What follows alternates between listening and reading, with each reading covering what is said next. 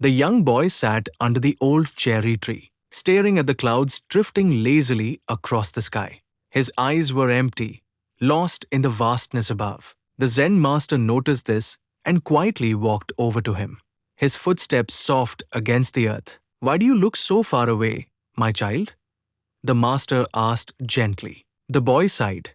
"Master, I want to achieve so many things. I want to be wise like you, strong like the mountains, and peaceful like the river. But the more I try, the more lost I feel.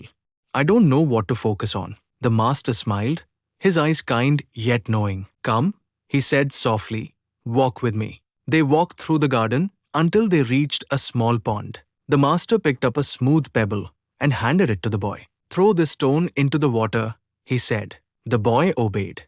The pebble fell with a soft splash, sending ripples spreading outward. "Now," said the master, "try to make another pebble land in the exact same place." The boy tried again, but the second pebble landed far from the first. He frowned. The master looked at him. "You see, my boy, when your focus wavers even a little, your actions lose direction. Just like your pebble missed its mark." The boy looked at the ripples fading into stillness. "So, focus means aiming only at one thing?" he asked. The master nodded. "When you aim at too many things, you hit none. The world will always tempt you with dreams, desires, distractions, and doubts. But your true power lies in choosing one path and walking it fully." The boy sat quietly, watching the last ripple disappear. The master continued, "When an archer pulls his bow, he does not look at the wind or the crowd.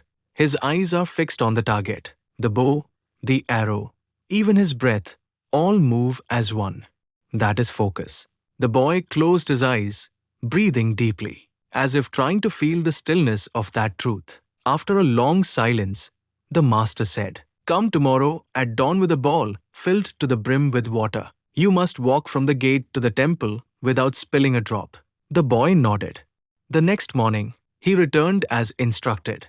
The path was long, filled with stones and uneven ground. With every step, the water trembled. Villagers watched him curiously, calling out greetings, but he didn't answer. His eyes were fixed on the water, his hands trembling slightly. When he finally reached the temple, not a single drop had fallen. The master smiled. "Tell me, did you notice the villagers who spoke to you?" The boy shook his head. "No, master. I only saw the water." The master's smile deepened. "And that is focus. My son, the world spoke, but you listened only to your purpose." The boy looked at the ball in his hands, steady, still, full. A deep peace filled his heart. He understood now. The master placed a gentle hand on his shoulder. "Remember, the river does not ask where it flows. It simply moves forward, steady, patient, and sure.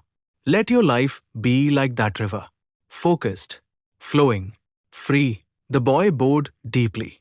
In that moment, he felt lighter, not because his journey was over, but because he finally knew where it began. That evening, as the sun dipped behind the mountains, the boy sat under the same cherry tree. This time, he didn't look at the clouds. His gaze was clear, fixed on the horizon ahead. The wind whispered softly through the leaves, as if the world itself was blessing his quiet resolve. From that day forward, the boy's heart no longer wandered. It walked with purpose. And in the silence of his focus, he began to discover the boundless strength that lives within a steady mind. This is God of Motive. Thanks for watching and stay focused.